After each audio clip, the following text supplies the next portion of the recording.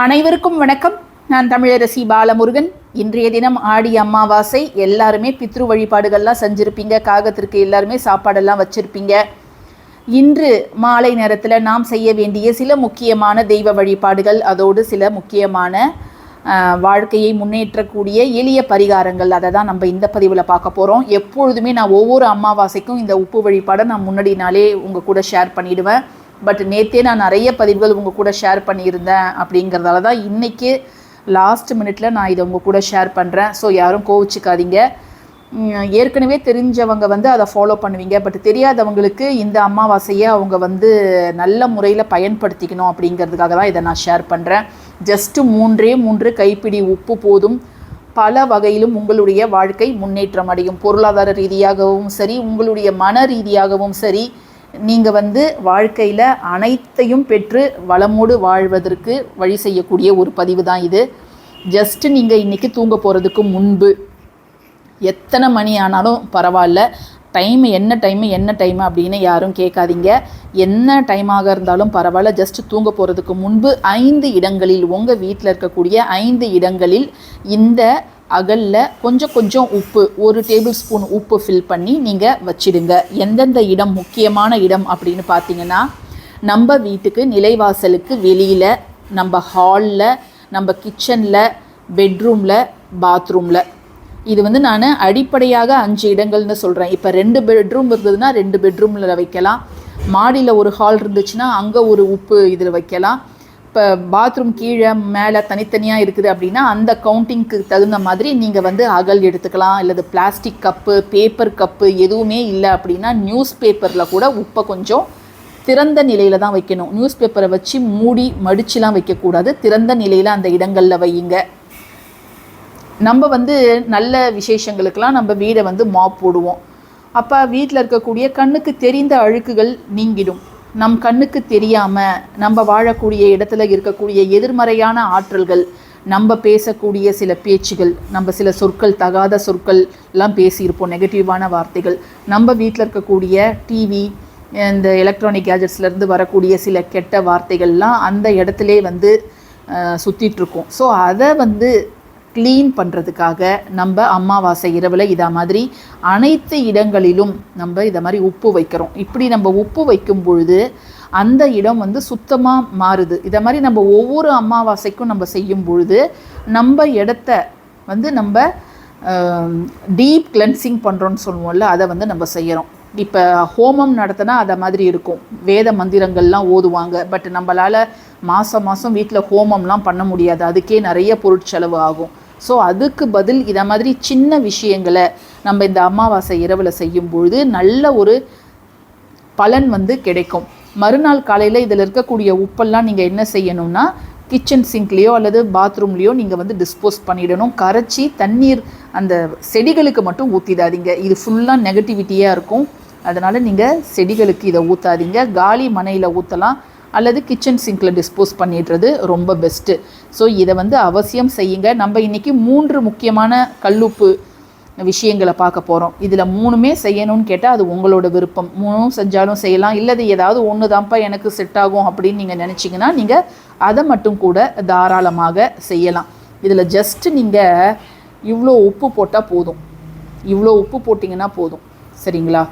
நம்ம டெய்லி பண்ணால் நல்லது. பட் டெய்லிலாம் எல்லாராலையும் பண்ண முடியாது இருக்கிற வேலையில். ஸோ அட்லீஸ்ட்டு அமாவாசை நம்ம இதை செய்கிறது அப்படிங்கிறது நல்லதுங்க. இரண்டாவது நம்ம இப்போ பார்த்துட்ருக்கிறது தான் உப்பு மூட்டை வழிபாடு. நிறைய பேர் செஞ்சு வெற்றி அடைந்த ஒரு வழிபாடு. பெரிய அளவில் வெற்றி இல்லாட்டினா கூட ஒரு சின்ன அளவாவது அவங்களுடைய வாழ்க்கையில் ஒரு பொருளாதார முன்னேற்றம் அப்படிங்கிறது ஏற்பட்டிருக்கிறது. கடன் அப்படிங்கிறது அடைஞ்சிருக்குது. அடமானத்தில் இருக்கக்கூடிய நகைகள் வீடு தேடி வந்திருக்குது. கணவர் என்கிட்ட செலவுக்கு காசு தர மாட்டேங்கிறாரு அப்படிங்கிற நிறைய பெண்மணிகளுக்கு அவங்களுடைய வாழ்க்கை மாறி இருக்குது. அவங்க கணவர் நீனே கை செலவுக்கு இவ்வளோ வச்சுக்கோ, மாதத்துக்கு 2000 எனக்கு தர ஆரம்பிச்சிருக்காரு அப்படின்ட்டு நிறைய பேர் கமெண்ட் செக்ஷனில் இந்த உப்பு மூட்டை வழிபாடு செஞ்சு நல்ல பலன் கிடைச்சிருக்கிறதா ஷேர் பண்ணியிருக்கிறாங்க. மஞ்சள் நிற துணி எடுத்துக்கணும். அதில் ஒரு கைப்பிடி உப்பு. இந்த உப்பை மாதம் நம்ம மாற்றிடணும். இந்த துணியை மாதம் அமாவாசைக்கு வாஷ் பண்ணிடணும். ஜஸ்ட்டு நீங்கள் தண்ணீரில் நனைச்சி காய வச்சுட்டு திரும்ப ஈவினிங் நேரத்தில் பித்ரு வழிபாடெல்லாம் முடிஞ்சதுக்கப்புறம் ஈவினிங் நேரத்தில் ஒரு பிடி கல்லுப்பு திரும்ப வச்சுக்கணும். இந்த பொருள்லாம் பழைய பொருளாகவே இருக்கலாம். ஒரு துண்டு வசம்பு, அப்புறம் காசோ அல்லது ரூபாய் நோட்டு, வெள்ளி ஒரு பொருள், தங்கம் ஒரு பொருள் நீங்கள் இருந்தால் வைக்கலாம். இதை கூட நீங்கள் டைரெக்டாக வைக்காதீங்க. இதை மாதிரி ஒரு சின்ன பாக்ஸில், ஜுவல் பாக்ஸில் வச்சு நீங்கள் உப்பு கூட வைங்க. அப்படி இல்லைன்னா இதோட மெட்டல்லாம் வந்து கொரோடான மாதிரி ஆகிடும், கலர் வந்து மாறிடும். ஸோ அதை வந்து நீங்கள் செய்யாதீங்க. இப்போ தங்கமும் இல்லை வெள்ளியும் இல்லை அப்படிங்கிறவங்க என்ன செய்யலாம் அப்படின்னு கேட்டிங்கன்னா, ஒரு பிரியாணி இலையில் தங்கமும் பணமும் வெள்ளியும் சேர வேண்டும் அப்படின்னு எழுதி நீங்கள் இதில் வைக்கலாம். இப்போ அந்த பிரியாணி இலையெல்லாம் வந்து நீங்கள் மாதம் மாற்றணும்னு அவசியம் கிடையாது. ஜஸ்ட்டு இந்த உப்பை மட்டும் நீங்கள் கிச்சன் சிங்கில் கொட்டிட்டு ஒரு கைப்பிடி உப்பு வச்சு மூட்டை மாதிரி கட்டிட்டு, இந்த பொருள்லாம் அதில் வச்சு மூட்டை மாதிரி கட்டிட்டு, உங்களுடைய பூஜை அறையில் உங்கள் சாமிக்கிட்ட நல்லா வேண்டிக்கிட்டு, குலதெய்வம் இஷ்ட தெய்வத்தெல்லாம் வேண்டிக்கிட்டு நீங்கள் உங்கள் நிலைவாசலுக்கு வெளியில் கட்டிடுங்க.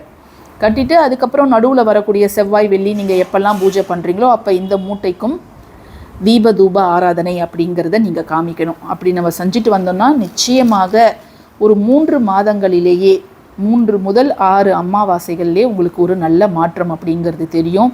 இப்போ சில வசம்பு வந்து பூச்சி பிடிச்ச மாதிரி ஆகிடும். அப்போ அந்த வசம்பை தூக்கி போட்டுட்டு புது வசம்பு வந்து நீங்கள் தாராளமாக வச்சுக்கலாங்க. 3ஆவதாக நம்ம பார்க்கக்கூடிய உப்பு வழிபாடு அப்படிங்கிறது ஒவ்வொருத்தவங்களும் அவங்க வீட்டில் செய்ய வேண்டியது, ரொம்ப ரொம்ப எளிமையானது. திருஷ்டி கழிப்பது அப்படிங்கிறது எப்படி அமாவாசை அப்படிங்கிறது முன்னோர் வழிபாடுக்கு, அதே போல் வந்து தெய்வ வழிபாடுகளுக்கெல்லாம் உகந்ததோ அதே போலவே திருஷ்டி கழிப்பதற்கு இது ரொம்ப ரொம்ப உகந்த நாள். நீங்கள் ஒவ்வொரு அமாவாசையும் இந்த மார்க்கெட் சைட்லாம் போய் பார்த்தீங்கன்னா எல்லா கடைகளுக்கு முன்னாடியும் அந்த மதிய நேரத்தில் போய் பார்த்தீங்கன்னா பூசணிக்காயை உடச்சி போட்டிருப்பாங்க. அதில் வந்து குங்குமம்லாம் தடவி சில்லற காசுகள்லாம் செதறி தேங்காய் உடைச்சிருப்பாங்க. லெமனை வந்து நீங்கள் பார்க்கலாம். ஸோ இதெல்லாம் வந்து மற்றவர்களுக்கு இடையூறு ஏற்படுத்தாத வண்ணம் நீங்கள் ஓரமாக அதை வந்து போடுறது நல்லது. புது வீடு நீங்கள் கட்டிகிட்டு இருந்தீங்கன்னா கூட அங்கே வந்து பூசணிக்காய் கட்டி வைப்பாங்க. இப்போ இந்த காலகட்டத்தில் நம்ம வீட்டுக்கு திருஷ்டி கழிக்கணும், வீட்டில் வாழக்கூடிய மனிதர்களுக்கு திருஷ்டி கழிக்கணும். செல்ல பிராணிகள் நீங்கள் வளர்த்திங்கன்னா அவங்களுக்கு கூட திருஷ்டி வருது. வீட்டில் இருக்கக்கூடிய செடி கொடிகளை கூட மற்றவங்க விட்டு வைக்க மாட்டேங்கிறாங்க, அதுக்கும் திருஷ்டி, கண் திருஷ்டி இப்போ போடுறாங்க. அதுவும் நல்லா பூத்துட்டு இருந்தது டக்குன்னு வந்து அப்படியே வாடி போயிடுது. ஸோ வந்து இந்த மாதிரியான விஷயங்கள்லாம் எந்த தீய சக்தியும் நம்மளை எதுவும் தாக்கக்கூடாது அப்படிங்கிறதுக்காக தான் அந்த காலத்துலாம் வீட்டில் தாத்தா பாட்டிலாம் இருப்பாங்க, பாட்டி எல்லாரையும் உட்கார வச்சு சுற்றி போடுவாங்க. பட் இப்போ வந்து எல்லாமே வந்து நியூக்ளியர் ஃபேமிலியாக இருக்கிறதுனால வீட்டில் இருக்கக்கூடிய அந்த ஹவுஸ் ஒய்ஃப் வந்து மற்ற 3 பேரையும் ஹஸ்பண்ட் பசங்களை உட்கார வச்சு உப்பு மட்டும் சுற்றி போடலாம். அந்த உட்கார்றவங்க வந்து கிழக்கு நோக்கியோ வடக்கு நோக்கியோ அமரலாம்.